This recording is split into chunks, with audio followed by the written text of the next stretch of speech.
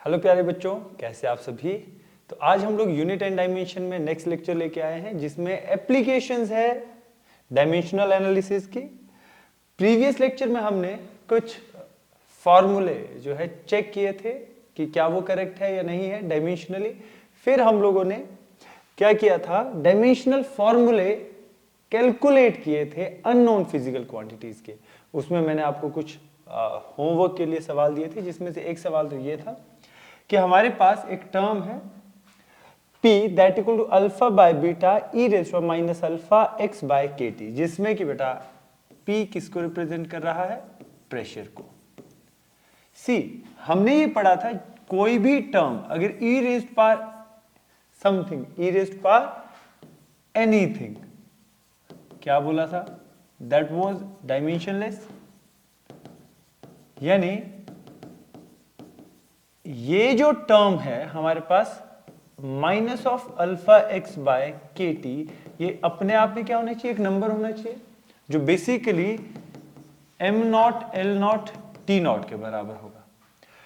Similarly अगर हम इसमें लिखना चाहें -1 टाइम्स, मैं इसको लिख सकता हूं -1 टाइम्स अल्फा एक्स बाय के T that equal to M not L not T not, जिसके हेल्प से अगर हम लोग सॉल्व करें तो we can have alpha X upon K T as M not L not T not. See हमने एक फॉर्मूला डेराइव किया था, U एज इंटरनल एनर्जी का फॉर्मूला था 3/2 kT। तो बेसिकली बेटा अगर मैं ये बात करूं कि kT क्या वो U के बराबर है, मींस kT का अगर मैं कंप्लीटली डायमेंशनल फॉर्मूला लिखूंगा एनर्जी के बराबर, आप इसकी बात कर सकते हैं। एनर्जी का डायमेंशनल फॉर्मूला होता है mL2T-2। डन। तो मेरे पास यहां पे ये जो टर्म आई alpha as it is x का डायमेंशनल फॉर्मूला L, kT को मैं एज अ होल डायरेक्टली लिख लूंगा mL2T-2, mL2T-2। If you see L से एक L कैंसिल हो जाएगा, that is m not L not T not, so you will have alpha as mL2, mL2। क्या इसमें कोई दिक्कत? हमारे पास बेटा सिमिलरली इसको देखो, अल्फा का डायमेंशनल फॉर्मूला तो आ गया बड़े आसानी से। हम क्या करेंगे, यहां पे अगर हम पुट करें, देखिए बेटा P इक्वल होगा alpha upon beta times E raised power minus alpha x by के टी। तो बेसिकली ये तो पूरी टर्म का डायमेंशन हमारे पास क्या हुआ था, है ना, हमारे पास ये नंबर था तो डायमेंशन लेस था। सिमिलरली अब इस पूरी टर्म का भी कोई डायमेंशन नहीं होगा, यानी E raised to power minus alpha x by के टी, ये भी डायमेंशन लेस है। वो हमारे पास जो ये टर्म है तो ये तो एक नंबर रह गया ना इसके बाद। तो बेसिकली हमारे पास बीटा किसके बराबर होगा, अल्फा बाय पी के। यस और नो? अगर मैं पुट करूं अल्फा का डायमेंशन, तो हमने कैलकुलेट कर रखा था mL2 divided by pressure. Pressure होता है फोर्स पर यूनिट एरिया, फोर्स का होता है mL2 डिवाइडेड बाय एरिया होता है L²। क्या ये इक्वेशन आ गई? अब देखिए सॉल्व करिएगा, L से एक L कैंसिल हो जाएगा, ये L ऊपर चला जाएगा, M से M चला जाएगा, T⁻2 से T⁻²। सो बीटा का डायमेंशनल फॉर्मूला L² के बराबर होगा। क्या हमारे पास अल्फा और बीटा का डायमेंशन आ गया? यही सवाल था। नेक्स्ट हमारे पास है बेटा to check the following equation dimensionally, कि क्या फॉर्मूला करेक्ट है या नहीं। इसके लिए हमने क्या बोला था कि किसी भी इक्वेशन के लेफ्ट और राइट हैंड साइड के अगर डायमेंशनल फॉर्मूले सेम होंगे तो वो फॉर्मूला डायमेंशनली करेक्ट होगा, न्यूमेरिकली करेक्ट हो जरूरी नहीं है। तो हमें तो डायमेंशनली करेक्ट चेक करना है। So we have h height को रिप्रेजेंट कर रहा है, s सरफेस टेंशन को रिप्रेजेंट कर रहा है यहां पे, r रेडियस है, rho density,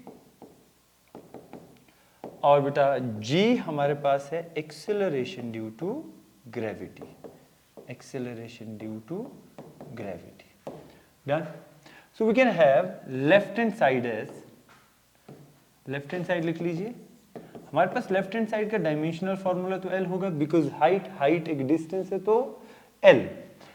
right hand side का डायमेंशनल फॉर्मूला लिखिए, देखिए two dimensionless term, surface tension force upon length, तो force is MLT-2 divided by L। cos theta dimensionless रहेगा, डिवाइडेड बाय L, डिस्टेंस का r का radius का dimension हो गया L, डेंसिटी का डायमेंशन हो गया मास पर यूनिट वॉल्यूम M/L3, और g हमारे पास है एक्सेलरेशन ड्यू टू ग्रेविटी, तो एक्सेलरेशन ही है LT-2। देखिए बेटा सॉल्व कर लेते हैं। हमारे पास देखिए यही टर्म सॉल्व करके सिंप्लीफाई करके MLT-2 डिवाइडेड बाय, देखिए बेटा मैं ऐसा कर लेता हूं L cube times M/L3 into T⁻² हो गया। सॉल्व करने पे हमारे पास देखिए L क्यूब कैंसिल हो जाएगा, T⁻² चला जाएगा, M से M चला जाएगा, तो ये टर्म जो हमारे पास बचेगी L के बराबर बचेगी C। तो dimensional formula of right hand side is also L। क्या ये बात समझ आ गई? सो अगर हमारे पास लेफ्ट हैंड साइड के डायमेंशन अगर राइट हैंड साइड के बराबर हो, तो यही चीज में क्या लिख सकता हूं कि हमारे पास फॉर्मूला करेक्ट है। कैसा करेक्ट है सर? It's dimensionally correct. क्या बोलेंगे इसको? Dimensionally correct.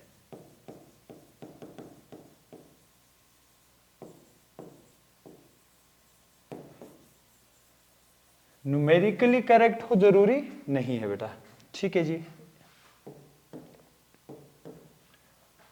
हमारे पास नेक्स्ट फॉर्मूला है nu that equal to √P/ρ। देखिए बेटा न्यू फ्रीक्वेंसी को रिप्रेजेंट कर रहा है, सेम तरीका इसमें भी लगाएंगे। तो फ्रीक्वेंसी हमारे पास लेफ्ट हैंड साइड है, लेफ्ट हैंड साइड में फ्रीक्वेंसी रेसिप्रोकल ऑफ टाइम, तो इसका डायमेंशन हो गया T−1। राइट हैंड साइड में देखिए, राइट हैंड साइड में हमारे पास बेटा √P/ρ। P is what? Pressure, that is force पर यूनिट एरिया।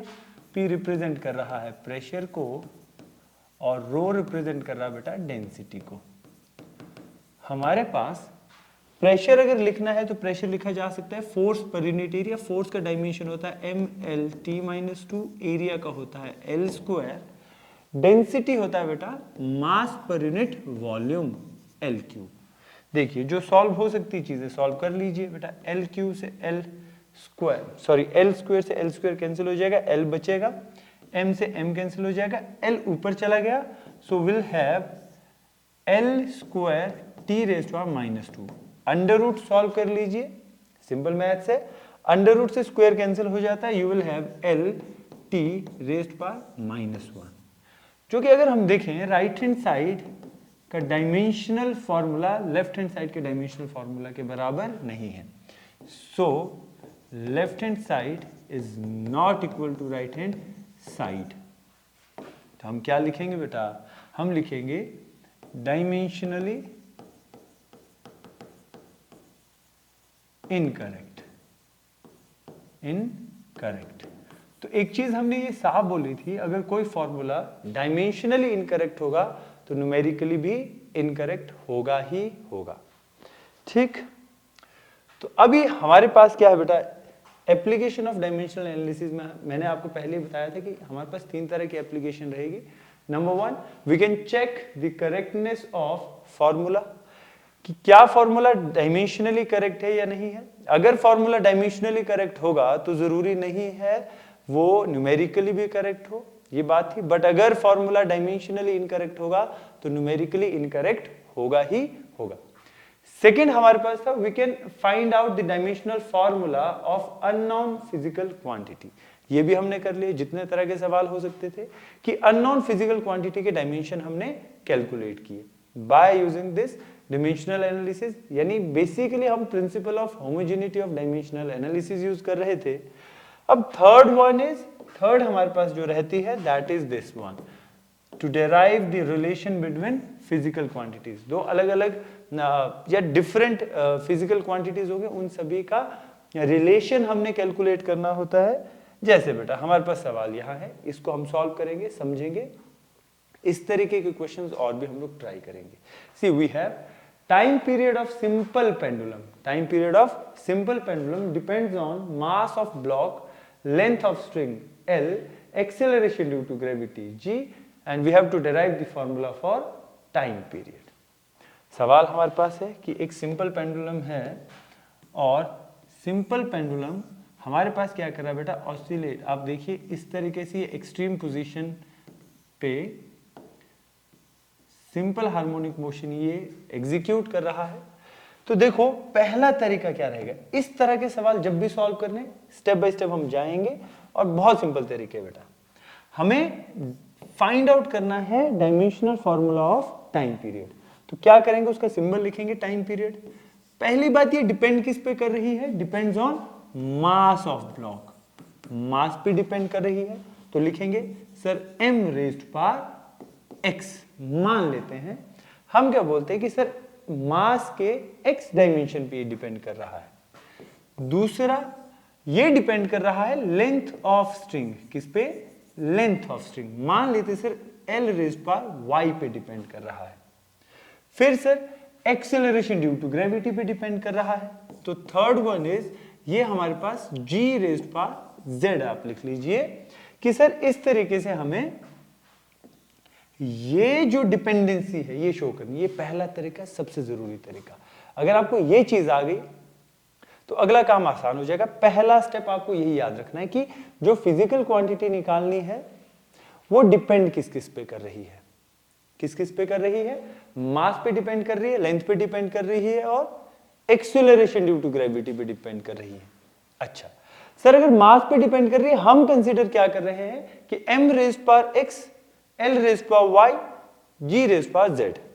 हम बोल रहे हैं हमें एग्जैक्ट नहीं पता है, हम क्या कर रहे हैं, एज्यूम कर रहे हैं। क्या कर रहे हैं, एज्यूम कर रहे हैं मास, लेंथ और एक्सेलरेशन ड्यू टू ग्रेविटी पे कि भाई ये x, y और z पार पे डिपेंडेंट है, डायमेंशंस ये है। पहला तरीका ये, सिंपल तरीका यही होगा। फर्स्टली हमें डिपेंडेंसी देखनी है तो उसको इस तरीके से कंसीडर करो।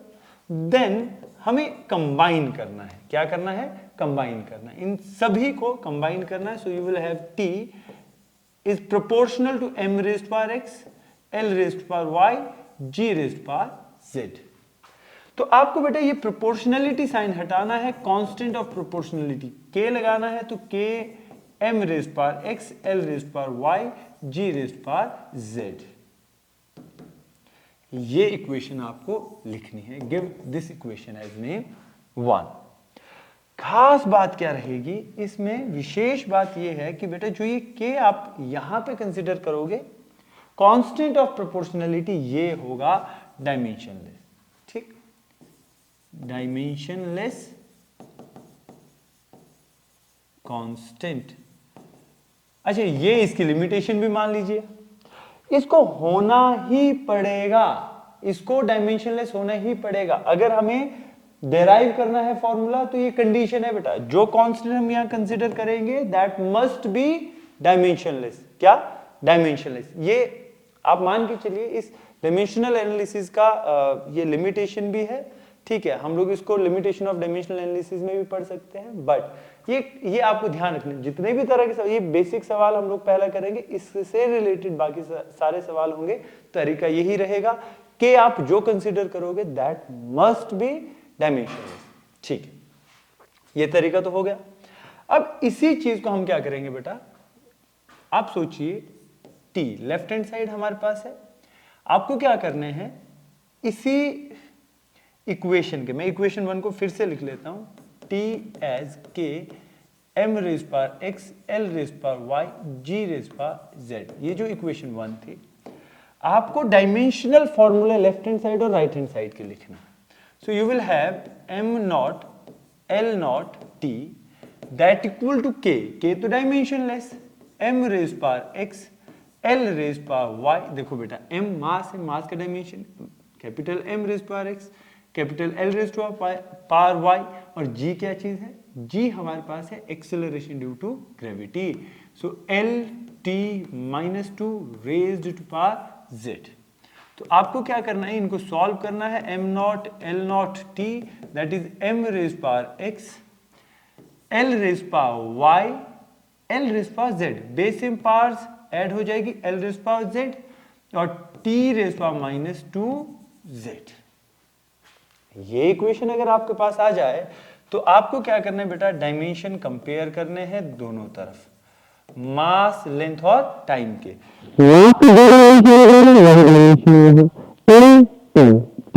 टी, तो आपको क्या करना है, आपको ये जो पार्स में डायमेंशन है x, देखो m का पार x है तो बेटा यहां पे देखिए m का पार 0, विच इंप्लाइज x किसका हो गया, किसके बराबर हो गया, 0 के बराबर हो गया।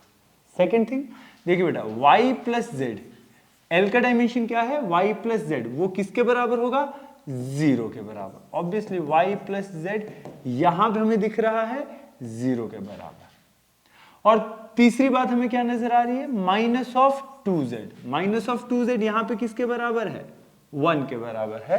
सो you will have -2z that equal to 1, so you will have z equal to -1/2, -1/2। आप क्या करिए, आपको यही वैल्यू इधर पुट करनी है, so you will have y -half that equal to 0, so y equal to half, y equal to half. आपके पास x, y और z तीनों आ गए। आप क्या करेंगे, आप ये सारी की सारी वैल्यू पुट करोगे इक्वेशन 1 में। कहां पुट करोगे, इक्वेशन 1 में। आप ऐसा लिखिए, on putting values of x, y and z in equation 1 what will happen। देखिए बेटा, t equal to k m raised to power x, क्या x आपके पास 0, l रेज्ड पावर y, क्या y आपके पास half, and g raised power z, क्या z आपके पास -हाफ। और बेटा इसी इक्वेशन को आप लिखिएगा तो t आ जाएगा k anything raised power 0 1, m raised power 0 1, ठीक है, इसको आप लिखिए मत, सिंपल सी बात है, नंबर आ गया। तो l raised power half divided by g raised power half आ गया। हमारे पास यही चीज t बराबर आ गया k under root of what, l/g, l/g।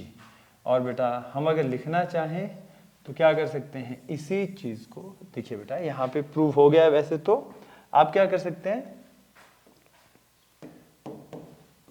जो t है, आप t की वैल्यू देख लीजिए, you will have t as k under root l/g, और एक्सपेरिमेंटली है ना, एक्सपेरिमेंटली k की वैल्यू कितनी है, 2 पाई के बराबर है, सो t will be 2 pi under root l/g। तो इस तरीके से आप क्या करोगे, ये फॉर्मूला डेराइव करोगे, ये फॉर्मूला डेराइव करेंगे। क्या तरीका समझ आ गया, फिर से रिवाइज कर लेते हैं। हमारे पास जो भी फिजिकल क्वांटिटी है जिसका डायमेंशनल फॉर्मूला हमें निकालना है, हम उसकी डिपेंडेंसी देखेंगे किन किन फिजिकल क्वांटिटीज पे ये डिपेंड कर रहा है। मास है, लेंथ है, एक्सेलरेशन ड्यू टू ग्रेविटी है। मास पार x, l पार y, g पार z। आप क्या करेंगे, जितनी भी फिजिकल क्वांटिटीज है लेफ्ट हैंड साइड और राइट हैंड साइड दोनों तरफ के डायमेंशनल फॉर्मूले लिख देंगे और उनको कंपेयर करेंगे, मास का मास के साथ, लेंथ का लेंथ के साथ, टाइम का टाइम के साथ। Then you will put the values in equation 1। और खास ध्यान रखना, इक्वेशन 1 में जो k आएगा that must be dimensionless. Okay, so will have next question. Next question हमारे पास है, energy of particle performing simple harmonic motion depends on mass m, amplitude a, frequency f of motion, derive the relation between them. चलिए ठीक है, हमारे पास energy of a particle, क्या बोला बेटा, एनर्जी। तो एनर्जी डिपेंड कर रही है किस पे, मास पे। तो सेम तरीका m raise power x, energy depend कर रही है साथ ही साथ एम्पलीट्यूड के, तो amplitude raise power y, and frequency, so हम लोग थर्ड टर्म फ्रीक्वेंसी कंसीडर कर लेते हैं, दैट रेज पावर z। और मैंने आपको बताया इन तीनों को कंबाइन कर लीजिए, E will be proportional to m raised power x, a raised power y, f raised power z। तो बेटा कांस्टेंट ऑफ प्रोपोर्शनलिटी k लगा दीजिए, m raised power x, a raised power y, f raised power z। मैंने क्या बोला आपको, अगर ध्यान रखना है इक्वेशन 1 में जो k आप कंसिडर करोगे that k must be dimensionless. चलिए ठीक है जी, नेक्स्ट कर लेते हैं। हमें क्या करना है, हमें इन फिजिकल क्वांटिटीज के डायमेंशनल फॉर्मूले पुट कर देने हैं, जो जैसे होंगे वैसे पुट कर लीजिए। यू विल हैव एनर्जी का डायमेंशनल फॉर्मूला है ml2T-2, k डायमेंशनलेस है, मास का dimension capital M raised power x, amplitude obviously length है बेटा तो length L raised power y, frequency का डायमेंशन है T raised power -1, T raised power -1 raised power z। तो आपके पास आ गया ml2T-2, ये टर्म आ गई बेटा m raised power x, L raised power y, T raised power minus of z। अब क्या करिएगा, आप कंपेयर करेंगे, on comparing dimensions on both sides. So mass का मैंने बताया, x का यहां देखना क्या है, y आपको देखना है यहां पे क्या है, और z आपको देखना है यहां पे क्या है। पुट कर लीजिए value, so which implies x will be equal to 1, y will be equal to 2, आप देखिए y यहां पे 2 को रिप्रेजेंट कर रहा है, and minus z minus of z that equal to minus of 2, which implies z will be equal to 2। आपको क्या करना है बेटा, x, y और z की वैल्यू कहाँ पुट करनी है इक्वेशन 1 में, on putting values of x, y and z in equation 1, what will you get? You will get, next कर लेते हैं, मैं यहां पे लिख लेता हूं E as k m raised power x, m raised power 1, a raised power y, y कितना है बेटा 2, a raised power 2, and third one is f raised power z, z भी आया 2, f रेज्ड पावर 2। ठीक है, तो हमारे पास बेसिकली E जो आया वो आया k m a square frequency square, कोई दिक्कत नहीं। इस तरीके से हम कोई भी रिलेशनशिप डिफरेंट फिजिकल क्वांटिटीज के बीच निकाल सकते हैं। आई होप आपको ये भी समझ आ गया होगा। नेक्स्ट हमारे पास क्वेश्चन है, suppose force depends on mass m, speed v and radius r। हमें बोल दिया है फोर्स किस किस पे डिपेंड कर रहा है, मास पे डिपेंड कर रहा है, स्पीड पे डिपेंड कर रहा है, रेडियस पे डिपेंड कर रहा है। Derive the relation between them. आपको ऐसे भी बोला जा सकता है, ऐसे भी पूछा जा सकता है कि आपको डायमेंशनल फॉर्मूला कैलकुलेट करना है फोर्स का। सी, हमारे पास फोर्स का डायमेंशनल फॉर्मूला निकालना है जो कि हम चेक कर रहे हैं। देखिए फोर्स डिपेंड कर रहा है मास पे, तो मान लीजिए पावर x, फोर्स डिपेंड कर रहा है स्पीड v पे, सपोज मान लीजिए power y, and force depend कर रहा है रेडियस r पे, सपोज मान लीजिए पावर z। तो हमारे पास on combining f is proportional to m raised power x, v raised power y, r raised power z। So यहां से f बराबर आ जाएगा k m raised power x, v raised power y, r raised power z। अच्छा sir, इसको equation 1 दे दीजिए जिसमें हमारे पास k डायमेंशनलेस कांस्टेंट होगा। सो नेक्स्ट आप इसी में वैल्यू पुट करते जाइएगा, you will have dimensional formula of f। f का डायमेंशनल फॉर्मूला चेक कर लीजिए, f का डायमेंशनल फॉर्मूला चेक कर लीजिए, क्या होगा, mlt-2 dimensional formula f is mlt-2। k dimensionless है, मास का dimension capital M, power x, v is what, lt minus one, velocity का lt minus one raise power y, and r is what, r आपके पास l के बराबर है, सो raise power z। आप क्या करिए, सॉल्व कर लीजिए। You will have ml t minus two बराबर हो गया m raise power x, l raise power y, l raise power z, तो बेस सेम पावर ऐड हो जाएगी, t raise power minus of y।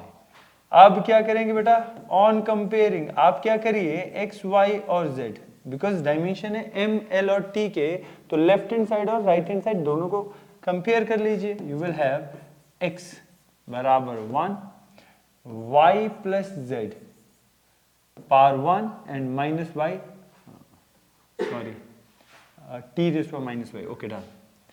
तो हमारे पास t का डायमेंशन माइनस y यहाँ है, तो यहाँ पे माइनस ऑफ 2, तो करिए x आपके पास 1 आ जाएगा, y प्लस z 1 आ जाएगा, सो यहाँ पे minus of y basically minus of 2 के बराबर आया, तो y बराबर 2 आ जाएगा। यही वैल्यू यहाँ पुट कर लीजिए, so which implies 2 plus z that equal to 1, so z will be 1 minus 2, so z will be minus of 1। आप क्या करेंगे, आप x, y और z तीनों की वैल्यू कहाँ पुट करोगे, इक्वेशन 1 में पुट करोगे। On putting values of x, y and z in equation 1 will have f equal to k m raised to power, see 1, x की वैल्यू 1, y इक्वल टू 2, तो m की power 1 हो जाएगी, v raise power y कितना आया, 2 आया बेटा, and r radius पे r रेज पावर z आपके पास -1 आया, -1, so you can have f equal to k m v square by. Next question हमारे पास है, a satellite is revolving around the earth such that time period t of satellite depends on mass m, mass of earth, gravitational constant capital G and radius of orbit r। derive the formula for time period of the satellite। बेटा हमने यहाँ पे relationship calculate करनी है, time period, gravitational constant, mass of earth and radius of orbit, ठीक है। या मैं दूसरे तरीके से बोलूं तो टाइम पीरियड ऑफ सैटेलाइट का हमें फॉर्मूला डेराइव करना है, जो कि डिपेंडेंट है डिफरेंट फिजिकल क्वांटिटीज पे। तो किस तरीके से करेंगे, सेम फॉर्मेट हम चलाएंगे। सी टाइम पीरियड पहले तो डिपेंड कर रहा है मास पे, मास ऑफ अर्थ मान लीजिए एक्स पावर पे डिपेंड कर रहा है। सेकेंडली यही टाइम पीरियड ग्रेविटेशनल कांस्टेंट जी पे डिपेंड कर रहा है, मान लीजिए वाई, और यही टाइम पीरियड डिपेंड कर रहा है रेडियस ऑफ ऑर्बिट, मान लीजिए जेड। और अगर आप कंबाइन करेंगे तो time period will be what, m raise power x, g raise power y, r raise power z। और आप प्रोपोर्शनलिटी साइन हटा दीजिए, you will have constant of proportionality k, m raise power x, g raise power y, r raise power z। Same बातें मैं फिर repeat कर रहा हूं, यहां पे जो k है that must be dimensionless, k must be dimensionless. Give it equation 1। So on putting the values for dimensions on both sides, you will have m naught, l naught, t। Time period का dimension ऐसे लिखेंगे, k dimensionless है, mass capital M से represent करेंगे, raise power x, g का dimension formula होता है m minus 1 l cube t minus 2। Yes और नो? ये हमने डेराइव भी किया, मैं इसको डेराइव नहीं करूंगा, ये ऑलरेडी आप लोगों ने कर रखा हुआ है। तो आप क्या करिएगा, g का डायमेंशन फॉर्मूला साइड में रख लीजिएगा, m minus 1 l cube t minus 2, m minus 1 l cube t minus 2, ठीक है। ये आपको ध्यान रखना है और आप यही वैल्यू यहाँ पे पुट करेंगे, capital G raised to power y। और हमारे पास किस पे डिपेंड कर रहा है, R, R raised power Z, R हम लोग डायमेंशन लिखेंगे L, L raised power Z. So बेटा इसको सॉल्व कर लीजिए, M not L T you will have M raised power X, M raised power minus Y, M raised power minus Y, तो M raised power X minus Y. Sir L raised power Y, L raised power Z, base same powers add हो जाएगी, T, T rest power minus of 2y, तो ये हमारे पास equation बनी। Now on comparing both side, now on comparing dimensions of M L N T both sides, क्या होगा, सी x minus Y, ये हमारे पास 0 के बराबर है, आपको दिख रहा होगा, x माइनस वाई, यहाँ पे m 0 के बराबर है, y प्लस जेड यहाँ पे 1 के बराबर है, माइनस ऑफ 2y 1 के बराबर है। सॉरी यहाँ पे l तो 0 है बेटा, l 0 है, so you will have dimension of t only, so x minus y equal to 0, y plus z that is also equal to 0, and minus of 2y that is what, minus of 2y is equal to 1, so y equal to minus of half, आप y की value यहाँ put कर लीजिए, minus half plus z that equal to 0, so z will be equal to plus half, ये term आ गई। आप क्या करिए, y की वैल्यू जो यहां से निकालिए यहां पे पुट कर लीजिए, you will have x minus of minus half, you will have equal to 0, so x plus half equal to 0, so x will be minus of half, x will be minus of half, x minus half, y minus half, z plus half, तो आपके पास equation 1 में put कर लीजिए ये value, you will have equation 1 as t equal to k m raised power x g raised power y r raised power z. So you will have t as k m raised to power x is minus half, g raised power y, y is minus half, and r raised to power z. z आप देखिए बेटा plus half के बराबर आया है, so you will have plus half, so इसी चीज को लिखना चाहे तो t can be written as k r raised power half divided by m raised power half g raised power half, so आपके पास time period will be k under root of r upon mg, या मैं ऐसा लिख लूँ gm, r upon gm, इस तरीके से ये डायमेंशनल फार्मूला हमारे पास, या फार्मूला जो है हमारे पास करेक्ट हो जाएगा। k m raised power minus half, g raised power minus half, r raised power plus half. मुझे लगता है कैलकुलेशन थोड़ी गड़बड़ है, let's check again.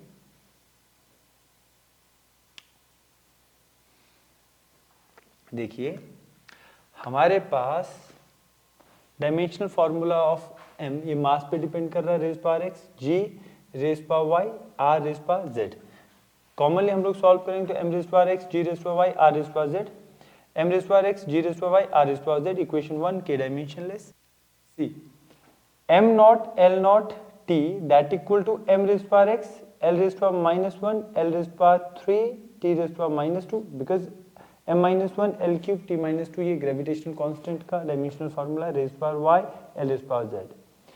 So m not l not t1, m raise power x, m raise power -y, base same power z, l raise power 3y, okay, यहाँ पे l raise power 3y, 3y plus l raise power z, तो ये term बेटा हमारे पास रहने वाली है, और हमारे पास t रेज पावर -2y, ठीक है, तो थोड़ा कंपैरिजन हमारे पास यहाँ पे आ जाएगा। See on comparison x minus Y, ये तो हमारे पास ठीक है, बिल्कुल ठीक है ये। सो हमारे पास ये आ जाएगा बेटा 3y plus z equal to 0, and minus of 2y equal to 1। तो माइनस 2y इक्वल टू 1, तो y तो माइनस हाफ आ जाएगा, और यही बात y के आप यहाँ पुट कर लीजिए। You will have x minus of minus half, so x plus half equal to 0, x equal minus half, ये भी ठीक है। आपको क्या करना है, आपको यहाँ पुट करना है, ये वाली वैल्यू आपको सॉल्व करनी है। Again 3y, y is minus half plus z that equal to 0, so minus 3/2 plus z equal to 0, so z will be equal to what, 3/2। तो ये चीज थी यहाँ पे गड़बड़, इसको कर लीजिए 3/2, z इक्वल टू 3/2, तो r रेज़्ड पावर 3/2। तो ये सारी चीज हमारे पास गड़बड़ हो जाएगी, r रेज़्ड पावर 3/2। यस, चलो कैलकुलेशन में कई बार मिस्टेक हो जाती है, कैलकुलेशन का ध्यान आप रखिएगा बेटा, ये इम्पोर्टेंट है। सो हमारे पास t आ गया k m raised power minus half, g raised power minus half, r raised power plus 3/2, इस तरीके से। यस, तो आपने फिर भी इसको क्रॉस चेक कर लेना है। तो this is the correct answer. Next one is a satellite is revolving around the earth such that orbital velocity v naught of satellite depends on mass of earth। obviously mass m पे हम बात करेंगे, gravitational constant g same सवाल है, and radius of orbit r। derive the formula for orbital velocity of satellite। देखिए बेटा same question पिछले वाले की तरह है, ये मैंने आपको करवा दिया है, सेम क्वेश्चन आप करेंगे। आपने क्या करना है, यहाँ पे ऑर्बिटल वेलोसिटी v नॉट देखना, वो किस किस पे डिपेंड कर रहा है, वो मास m रेज़्ड पावर x, और सेम ये डिपेंड करेगा capital G gravitational constant raised power y, और यहाँ पे ये डिपेंड कर रहा है radius r raised power z। तो आपके पास यही चीज जो सॉल्व होके आएगी, m raised power x, g raised power y, r raised power z। तो यहाँ से v नॉट आपके पास आएगा k m raised power x, g raised power y and r raised power z। बेटा इस इक्वेशन को आप सॉल्व कर लीजिएगा, x, y और z की वैल्यू आपने निकालनी है।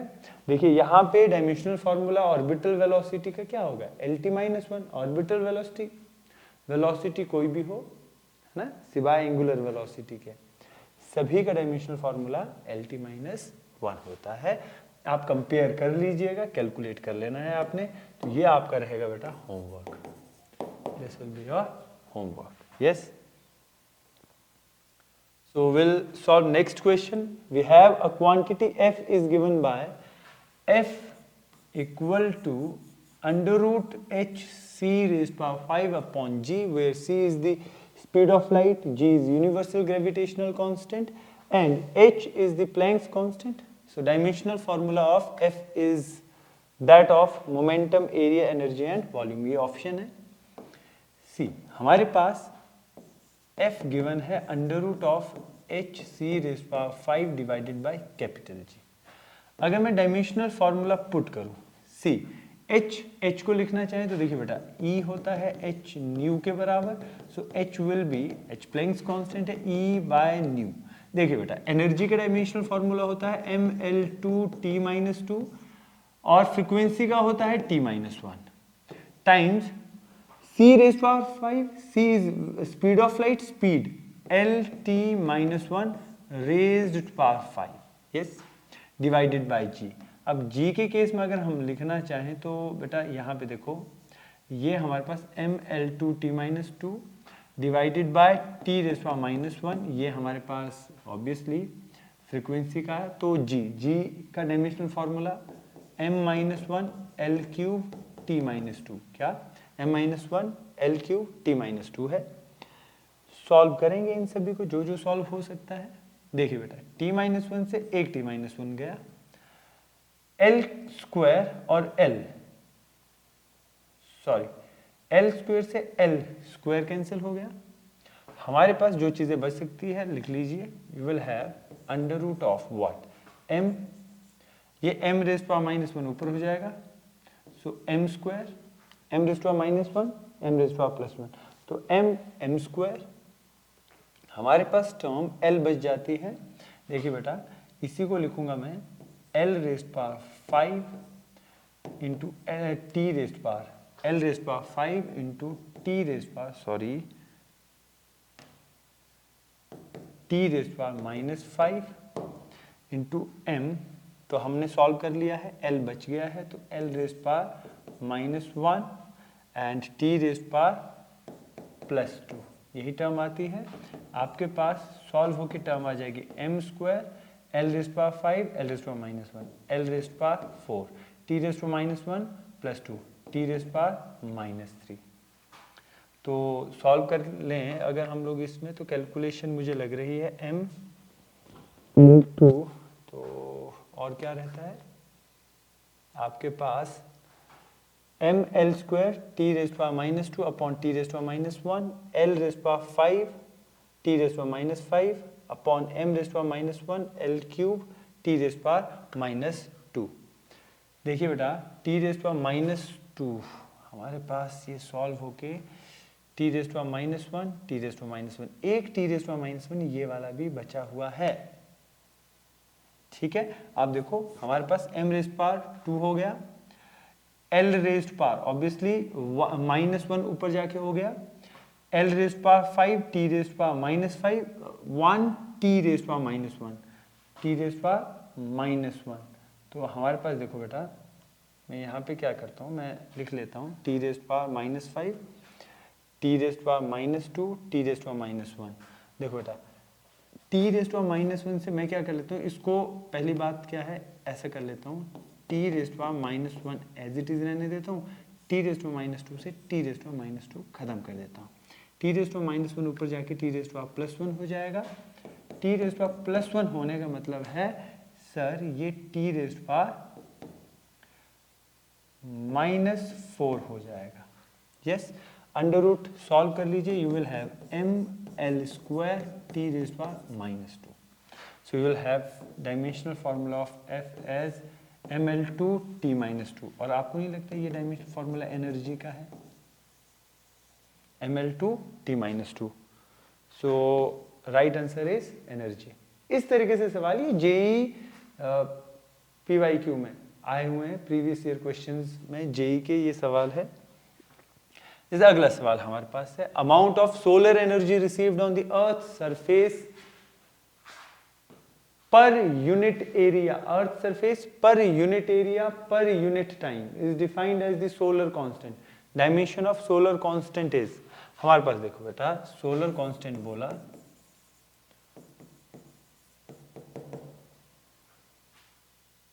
Energy received by earth surface per unit area per unit time, तो इस तरीके से ही लिखा जाएगा। तो हमें सोलर कांस्टेंट का डायमेंशनल फार्मूला करना, तो लिख लेते हैं बेटा एनर्जी, तो ml2 t -2 area l² time का हो गया t, सो l² कैंसिल, t ऊपर जाके -1 तो ml0 t rays power -3 ml0 t rays power -3। Option A B C D, option D is correct answer. Yes, क्या ये बात क्लियर? नेक्स्ट करते हैं, अच्छा सवाल है ना, टफ सवालों में एक,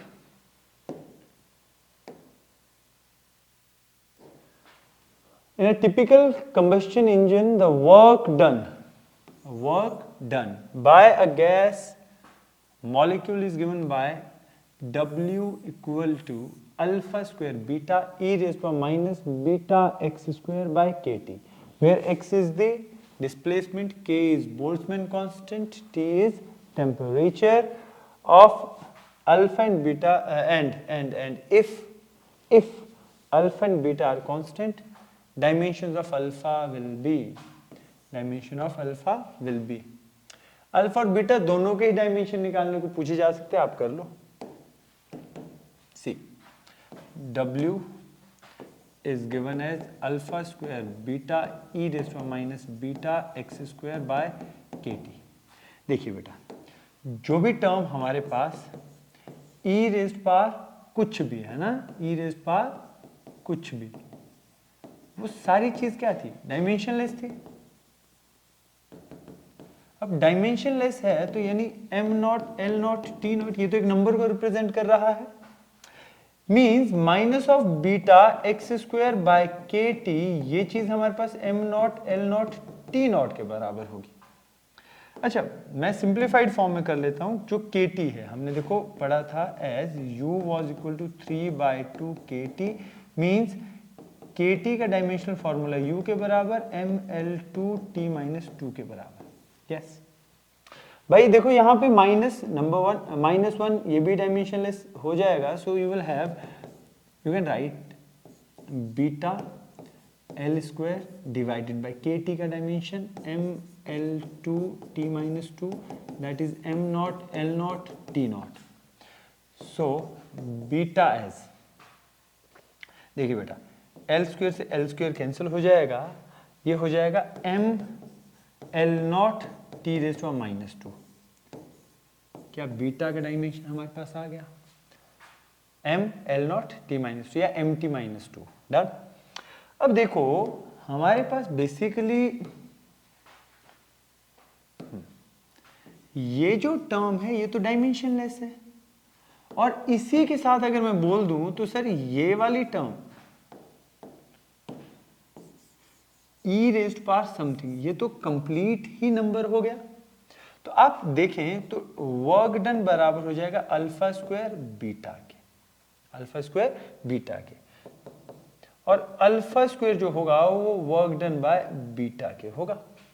बीटा हमारे पास निकल गया है, तो अल्फा हो जाएगा under root of w by beta. अब वैल्यू पुट कर लें भाई, dimensional formula of alpha as work done होता है ml2t-2, बीटा का डायमेंशनल फॉर्मूला आपने कर लिया है बेटा mt-2। सी आपके पास m से m कैंसिल हो जाएगा, t-2 under root of l square as l। क्या dimensional formula, so dimensional formula of alpha as l, क्या ये फॉर्मूला करेक्ट है? इस तरीके से हमने ये सॉल्व करने हैं, तो ऐसे सवाल बनते हैं। तो अगला हमारे पास क्वेश्चन है, a force is given in terms of time t and displacement by the equation F equal to a cos bx plus c sin of dt, the dimensional formula of a d upon b is। देखो बेटा जब ऐसे सवाल करने तो पहला काम हमें इंडिविजुअल a, d और b के डायमेंशनल फॉर्मूले कैलकुलेट करने पड़ेंगे। देखिए हमारे पास फोर्स बराबर है समथिंग प्लस समथिंग, यानी फोर्स बराबर तो फोर्स के ही होना चाहिए, यानी ये पूरी टर्म, ये जो पूरी टर्म है a cos bx फोर्स होगा, फोर्स के ही बराबर। ये ऐड किसके साथ होगा? फोर्स के ही साथ तो होगा, हाँ या ना? अब देखिए बेटा मेरे पास cos ऑफ समथिंग ये भी डायमेंशनलेस, यानी bx ये तो हमारे पास नंबर होगा m not l not t not के, दैट मींस b का डायमेंशन हो गया l minus 1 thing. Sine of dt, देखिए बेटा dt ये भी तो डायमेंशनलेस हुआ, नंबर है ना ये हमारे पास m not l not t not, so which implies d का डायमेंशन हो गया t माइनस 1। ये दूसरी चीज आ गई। अब देखो बेटा हमारे पास a cos bx यानी a ऑफ समथिंग, देखो जो हमारे पास bx है ये तो डायमेंशनलेस है, बट cos ऑफ bx ये एज अ होल डायमेंशनलेस, यानी a बराबर f हुआ कि नहीं हुआ, so which implies dimensional formula of a will be ml2, जो कि फोर्स के ही बराबर होगा। सिमिलरली c का डायमेंशन भी किसके बराबर हुआ? फोर्स के ही बराबर होगा ml2। हमें पूछा क्या गया है? पूछा गया है sir dimensional formula of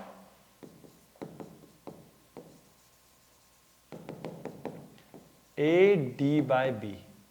A का डायमेंशन हमारे पास है बेटा mlt-2, D dimension is t-1 upon B is l-1, so you will have m l raised to -1 ऊपर जाके प्लस हो गया l square t-1 t-1 t-3 t-2 t-1 t-1 3 आ गया a d by b ml2 t minus 3 is it correct?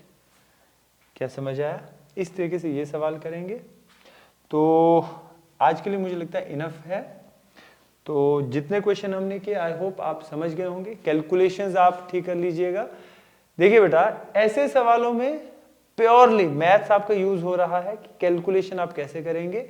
बहुत simple तरीके से ये questions होते हैं, तो प्रैक्टिस कर लीजिएगा 2, 3, 4 टाइम्स, जितनी बार आप इनको प्रैक्टिस कर सके। ये सवाल आपके प्रैक्टिस से ही बनेंगे। बेसिक कॉन्सेप्ट, बेसिक तरीका आपको समझ आ जाना चाहिए। एंड नंबर ऑफ क्वेश्चंस इसके बनते हैं और आप जो है केपेबल होने चाहिए इन क्वेश्चंस को सॉल्व करने के लिए। So all the best.